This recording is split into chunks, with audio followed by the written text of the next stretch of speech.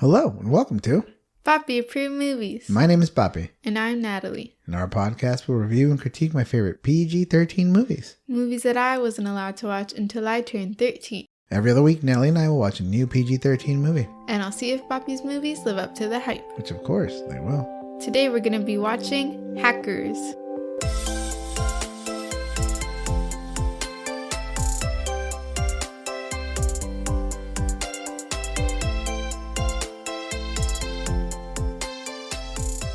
Before we begin, there will be spoilers. If you haven't seen the movie and don't want it to be spoiled, Press pause and come back when you're finished. Now, Papi, tell me the deets on this movie. Okay. How you doing, Natalie?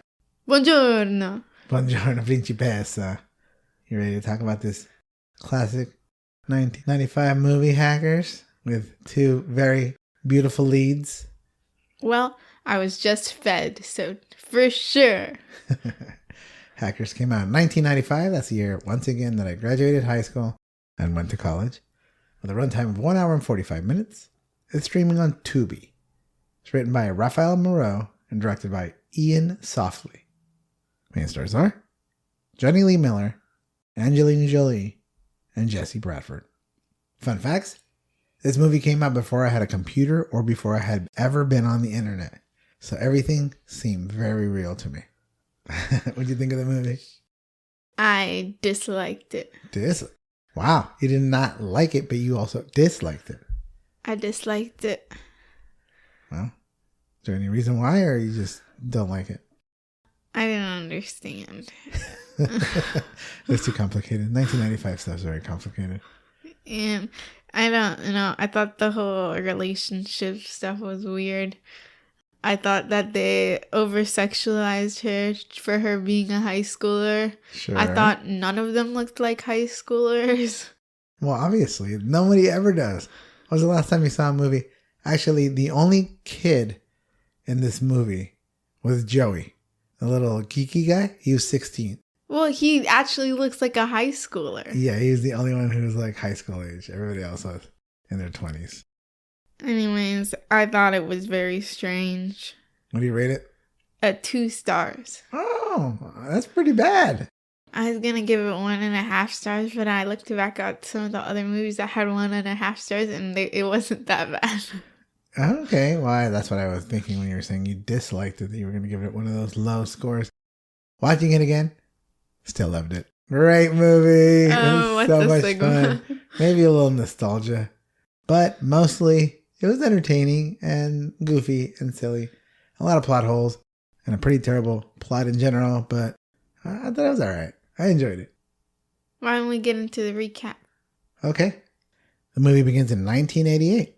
The FBI breaks into the house and arrests a dangerous hacker named Zero Cool. In court, we see that the hacker is actually 11-year-old Dade Murphy. He'd hacked into over 1,500 computer systems. He gets convicted, and his punishment is to not use a computer until his 18th birthday. First of all, first thing I already dislike. Before I even talk about that whole punishment thing, which was whack as heck, who names their kid Dade? Like, I think Wade would have been better, because that's like an actual name. But the whole movie, he's talking about Dade. Like, who's Dade? I don't know. I don't know if I know anybody else named Dade. Anyways, first of all, I was annoyed by Dade because of his name. And they call him Zero Cool. Call him Zero Cool then. That's an awesome name. What'd you think of Zero Cool? That's also stupid. 7 years later, Dade is now 18 and he and his mother moved to New York. He's back to his old ways and hacks into a TV studio. He changes his handle to Crash Override. I think just Crash would have been better. Crash Override's pretty cool. Override your life. I override you. It doesn't make sense. He changes the programming to the Outer Limits. Then Acid Burn, a rival hacker, gets on and they battle. See, Acid Burn makes sense. Pretty tight, right? Acid Burn. That one's normal, but Crash Override? Like, what are you? Eventually, Burn kicks him out. The next day, Dade goes to school. He meets and instantly falls in love with Kate, his welcoming committee helper. He looks at his schedule and she tells him he isn't in any of her classes. I don't understand. Who thought it was a good idea to put her on the welcoming committee? Yeah, she's a little snarky. And like one of the least welcoming people there. Like, which smarty put her on the team? Maybe it's like the government class and you have to do it to like new people coming in. She doesn't even seem like she'd want to be there. Like, that's too much effort for her. No, that would be annoying to her. Yeah. And she doesn't do a very good job because she tells him about the pool on the roof. He goes up and it's a prank. There is no pool. Sadly, he gets locked out and gets rained on along with some other dweebs. He was not allowed on the computer for 18 years, but he still went to school. Like, it's not like he was homeschooled. So what, like, even if you thought like, oh, there's a pool upstairs, I'll go like check it out and see what it looks like. It's not like you could just go swimming midday before your class. It's like, you know that from high school. He's a junior or senior already. Like he would know better. Yeah. Kate sees Dade later and he's all wet because it started to rain on the roof. So here's my biggest what? So he goes up. This isn't the first day of school, right? This is somewhere in the middle of the year. He's 18 already. So he has to be sometime like January, February, March era. When he goes out to the pool, there's like 8 or 9 kids out there. What are they doing out there? In March, you had 9 kids start school the same day? Yeah, and also, why would there be a welcoming committee in like March? Well, I mean, you guys have a welcoming committee. They do the job the whole year. You guys do. You have those counselors that you guys go to for open house. Oh, no. I thought you were talking about, like, Link Crew. Like, the kids. Like, after they're Link Crew members for, like, a week, then they leave. I don't know. I think they still do the job if new people come. I don't know. I don't even know if that's a thing. I don't know if there is welcoming crew. I don't know. Anyways, he gets all wet. And she laughs at him. Dade meets Phantom Freak, another hacker in the computer lab. Dade changes his schedule to be in Kate's classes. Freak invites him to a hacker party that night. Then Joey joins them. He's a beginning hacker, and they all make fun of him. Dade gets to the party in rollerblades, and it's super cool. He sees Kate and they're playing a video game. He challenges her to the game and beats her. She's furious and takes off with her boyfriend Curtis on a motorcycle. Who gave them that license? What do you mean? That motorcycle license. It's Curtis. They're 18, right? Most of them are 18. Yeah. Or maybe not. She could be 17. At the party, Freak introduces Dade to a serial killer, another hacker. Except it's spelled cereal as in cereal, like food cereal. So he kills cereal because he loves cereal so much. As opposed to a serial killer, someone who kills a bunch of people. This one's still good. I like this one. It's Natalie approved. Natalie approved serial killer? How about Phantom Freak? Well, I don't know what's his real name. They don't say it, I don't think. Because they say his real name is like Freak, but it's like with a PH. So that led me to believe like that was like a version of his real name. And then that would make sense. No, but like... because Phantom starts with a PH. So PH, Phantom Freak. It doesn't make any sense. No, it's cool. It's like a special way of doing it. Yeah, but why would you do it a special way unless like it had some relation to you? It has relation to the first word, Phantom. Maybe if his name was like Pharrell. We don't know his name. I think they do say it, but I didn't catch it. No, he always introduced himself as Freak. I know, because I was very invested in this name. There's a point where he's at home with mom. Maybe she said his name when the police came and picked him up. Oh, yeah. You never know. After the party, Dade plans his revenge on Kate. He hacks into the school's sprinkler system. At school, he waits for the sprinklers to go off while using an umbrella. All soaked, Kate gives him a death stare. I like that one. It was like he got back at her that one time. Yeah, because now she's wet like he was wet. She seemed really annoyed, but at the same time, I was like, maybe a little appreciation. Like, all right, you got game, buddy. I see that. Maybe. I like how Freak wasn't mad about it, though. Like, he was like, laughing. Hey, that's cool. Like, that's funny. Yeah. Even though, like, I feel like even if it was my own friend, I'd be mad. If, like, all my school stuff was wet, like, I have to still go through a whole day of school and I'm going to be, like, soaked. Yeah, that'd be pretty awful. I'd still be really mad. Later, Joey hacks into a company called Ellingson Mineral Corporation. At EMC, a cybersecurity tech spots the hack and calls the Plague, their cybersecurity manager.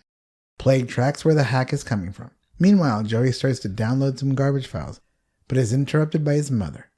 He's only able to download half of the file. He puts what he downloaded on a data disk and hides it. You know that data disk they use every time they're having that data disk?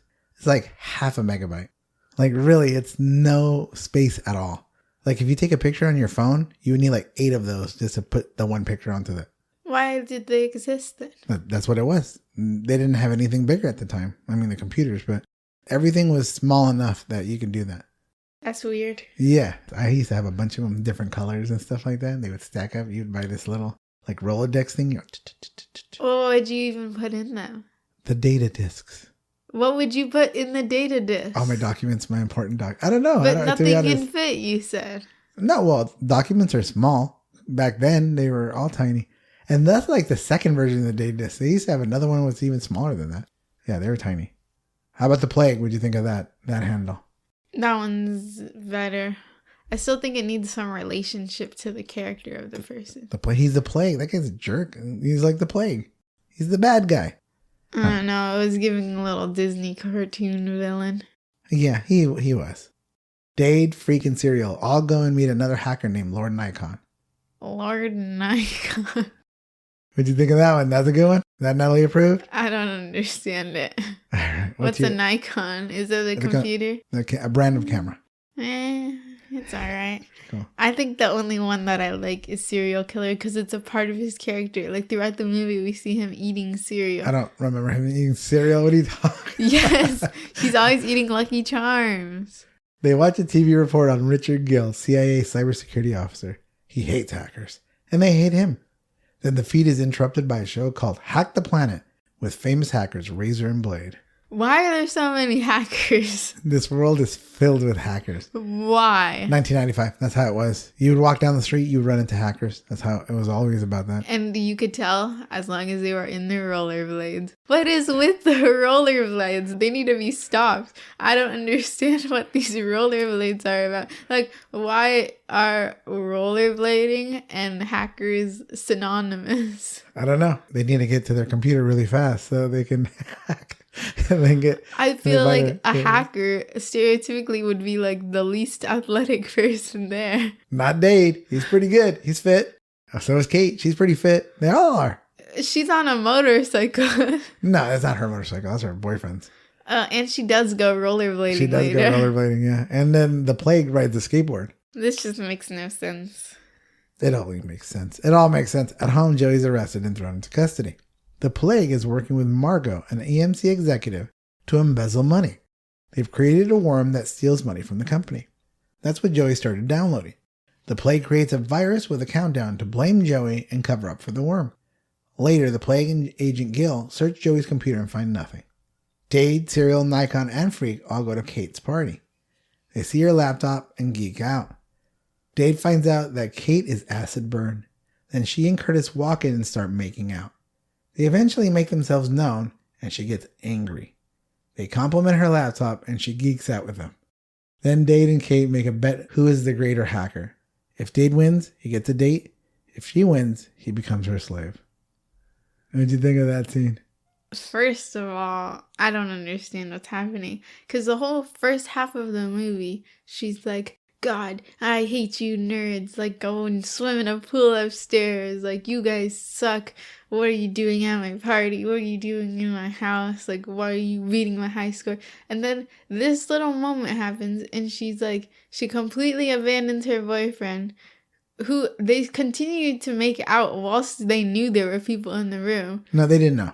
They did know because they were like sitting there and like talking to each other. No, those two were like hot and heavy. They didn't say anything, but I don't think Kate and Curtis knew. And then when they found out is when she got super mad. But they were kind of creeping, right? Yeah. They were quiet on purpose. Did they want to see what was going to happen? I think that they were more in like the trying not to get in trouble phase. Yeah, I think you're right. They're stuck, right? But because they're on her computer, you know. But like she's doing all this, which is weird, first of all. And then she goes and she's like, oh, look, I have a computer and I'm a hacker too. And the rest of the movie, these are her best friends. She hates these kind of people. She hates these nerds and geeks this entire part of the movie. And her character development is like completely gone strange. Hackers are the cool people in this storyline. You don't understand? But she doesn't think that in the first part of the movie. She's like, oh, go upstairs and blah, blah, blah, and you're not in my class and you never have a chance with me, you loser. And then all of a sudden she's like, these are my friends and I'm a hacker too. They got invited to her party, so they were probably friends. He did not get invited to the party. No, he didn't get invited. The only one that got invited was Freak, and then he just brought everyone else. And Freak seems like the only nice person in the show because he was just friendly to everyone. Like he was one of the only people that wasn't a hater. I would say other than Dade, everybody was friends with her. I bet you they all hung out at that. They all are at that party together. No, because we see the new guy, the new hacker boy. What's his name? Joey. He's on the roof. Yeah. No, Joey I don't think was invited because he's like a nerdy, but he's younger than them. He's not part of their crew. I even know if Lord Nikon goes to school or serial. Oh, we do know serial killer goes to school, but we don't know what class he's in. Well, Lord Nikon is like years older than that. Yeah, possibly. He has his own apartment. So the competition between Dade and Kate is on. The target is Agent Gill. They trade off hacks and connect his phone to an adult hotline. They cancel his credit cards. They get him arrested. And eventually, they change his life status to deceased. It's a tie so far, and they up the stakes. The loser has to wear a dress. What'd you think about that dress thing? It was strange. You know, they both wear a dress at the end. Don't you think the guy was wearing a dress on their date? It was like a cloak. It would look like a dress to me. The way it kind of like popped out. I think if you would have been like, oh, I wore a dress, you'd be like, all right. It's a technicality, but it did look like he was wearing a dress too. And then she does this thing where she's like, oh, I got your dress. And it's like lingerie. Like that didn't make any sense. It wasn't even a dress. It wasn't a dress. It had nothing to do with their bet. Yeah. Was that before she had the dream? Because they both had like erotic dreams about each other. No, that was after she had the dream. And she thought the dream was funny, which was also weird. Like she woke up and she was like, haha. What? No, I think that was weird. I think she laughed like knowingly, like, oh, okay, I got a crush on this guy. I don't know. I don't think she's laughing like, that's a funny joke. That's how it seemed. Because I remember I wrote a note. I was like, what's she laughing for? Yeah, that's funny. The plague starts to increase his search for the disc and sees Dade goes to the school with Joey. He threatens Dade that if he doesn't give up the disc, he will hack into the police computer and make his mom a felon and have her arrested. Joey shows the disc to Freak and then he gets arrested. Luckily, he hides the disc and tells Kate where it is. Kate and Serial get the disc and take it to Dade. They ask his help to hack into it so they can figure out what's on it. He declines, but makes a copy for them. Later, he gives his copy to the Plague in order to keep his mother safe. I don't understand why Kate needs his help. Good point. It took him like 2 or 3 days to get into it. But we established earlier that she's a better hacker than him. Yeah, she should have been able to do it by herself. Yeah, and it was very peculiar. She was known to be better than him. Like, she even kicked him out of the system and stuff. Yeah. And then, like, all of a sudden, she's this inferior person, which I think is sexist motivated. What about Serial Killer? He also got hated on. Like, he wasn't as good. Well, he was never as good. Yeah. Dade changes his mind and he helps them hack into the disc. They realize that the garbage file is a worm and the Plague is stealing money from EMC. They know that the worm program ends soon and at the same time the virus goes into effect. They need to hack into EMC again to get the rest of the file, to get evidence to blame Plague and exonerate Joey and Freak. Team springs into action starting with surveillance and dumpster diving. They get passwords and are ready to hack into the system. Plague anticipates the attack and launches the virus to completely take out the system the next day. He also gets Gil to plan the arrest of the crew at the same time. The team is afraid that they won't be able to hack into EMC with Plague on the ready. So Kate enlists Razor and Blade to help them. They agree to send out a distress call to get hackers from all over the world to overload the EMC mainframe so the team can get the garbage file. What do you think of Razor and Blade? Those are cool names, right? They're alright. Maybe Blade for all the roller skating they do. But I thought the whole point was that hackers were supposed to be like in the shadows. Why do they have like a whole teleseries? 1995. The hackers were out. They were brand new to the world.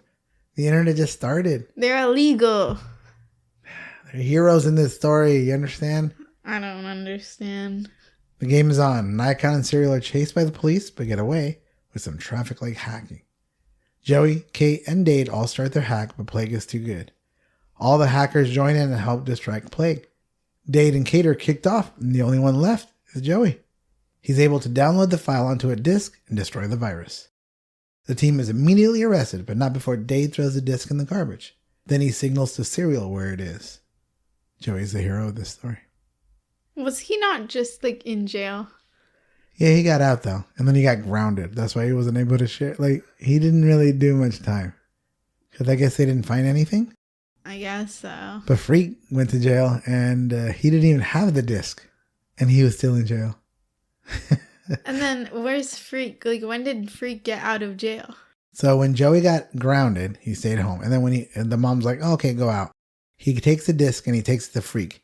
But Joey was being followed by by the way, it's the CIA that are doing it. CIA don't work inside America. They work outside of America.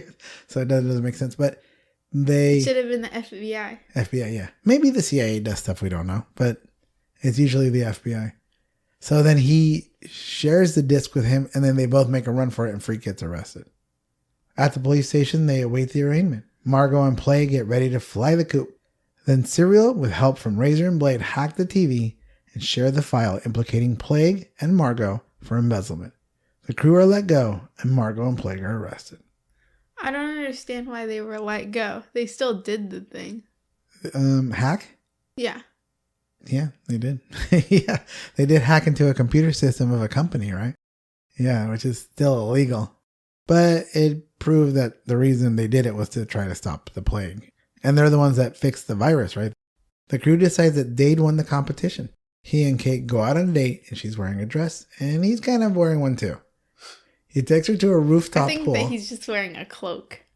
He takes her So if you watch this movie, please let us know what you think. Is it a dress or is it a cloak? We'll put a poll on the Spotify poll. And I'll put one on YouTube too. And you put one on YouTube. Is it a cloak or is it a dress? You could just look it up at the end. You don't even have to watch the whole movie, even though it's totally worth watching again. Definitely not. I'd suggest you go on YouTube and find the clip. And then we'll see who wins. And when I win, I will report it next time and make fun of Natalie. He takes her to a rooftop pool where they swim, and he hacks the light in the building across the way to say the words crash and burn. She laughs, and they make out underwater. The end. I didn't think that it was him. I thought that it was the friends that did the hacking and said crash and burn because that was their thing. Like the friends, they're like, oh, you guys are crash and burn. No, he did it to impress her and make out with her because it worked out. It worked. He started making out with her. Underwater. They almost drowned. That's how much they were making out underwater. Yeah, I didn't understand that either. Why couldn't they just make out up above water? They were in the water. And they were dressed. Weren't they completely still clothed? Yeah. Like every single stitch of outfit. I don't know if they had shoes on, but they were still wearing the same clothes. You would think you'd at least go in your underwear or something. I don't know. Did they just want to be on a pool on the roof because of the beginning of the movie? Maybe that was his joke, right? But it doesn't make any sense. I don't know. That was pretty cute. I thought it was lame-o. I thought it was cute and I thought it was fitting. And this is a romance that will last forever. In all reality, we should have put this in February because this is such a romantic movie. The end. Oh, brother. Could this movie still be made today? Definitely not. Yeah. Obviously, it hasn't aged well because the internet is a whole nother creature unto itself. And you don't go out in through a plane through the world of technology like that. I think that's how it is. I think that's how hackers. We're not hackers, so we don't know. If we knew a hacker. No, but he would just turn on his computer, and that's what it looked like. Yeah, if you turn on your computer in 1995, it'd be 3 minutes before you got to Windows. It would take a long time. Yeah. What else do you think could not have been made today? I think that they over-sexualized this high schooler. Yeah. So there was a couple scenes where there was nudity. Which, we realize in PG-13 movies there is that case. So you can see some nudity sometimes. Like Fifth Element, you see her topless. You see her topless for 1.5 seconds where she lowers her shirt. Uh-huh. You see her topless in the dark. And then you guys mentioned a scene that I didn't see it. She's wearing a t-shirt in her house, just on her computer. And it's mesh. We rewound it to see it and it's completely gratuitous nudity. Yeah. The other two scenes, one, they were both in the heat of passion. You go, okay, I get it. She's in her house. That's just making that woman naked for naked's sake. 100%. And she's a high schooler. Yes. Like, you have to understand that in this movie, she's supposed to be a high schooler. Why would you do that? Yeah, why would you just show her naked in that one scene? For no reason at all. Like, she's literally just in her own home, playing on her computer. There was no reason for her to be naked. Not at all. She wasn't naked. If she were naked, it'd be like, okay, that's ridiculous. But then they, like, got past the ridiculous by her just wearing a see-through shirt, which is just as ridiculous. It's just as ridiculous. Yeah. And the fact that it's even like, why is she even wearing that? Because everything's still like out there. Yeah. Like, there's no purpose to this piece of fabric. Yeah. Anything else you had an issue with this movie? Like I said earlier, I thought it was strange that she was considered definitely the better hacker at the beginning of the movie, and then like they start getting romantically involved, and all of a sudden she's this like weak hacker that needs his help. Like, I thought that was strange. Okay. When I think she originally was supposed to be the better one after he like got kicked out, and everyone was talking about how she has the best game score and like all this stuff. And so I thought it was strange that all of a sudden she was so inferior to him. Mm-hmm. Okay, I get that. I thought there was like just a couple like quotes. He was like, oh, that's a nice score for a girl. Or there's one where... Yeah, but he was doing that to be misogynistic. Yeah. Yeah, I mean, I think that would still be in movies today. He was just messing with her like, oh, that's good for a girl. Not that he actually believed that. And then there's one scene where they both fall into a dumpster, and he falls on top of her and said, I would take advantage of this situation erotically. If I wasn't such a gentleman or something like that, right? No, it's like if I didn't have to go like do something, I would take advantage of the situation.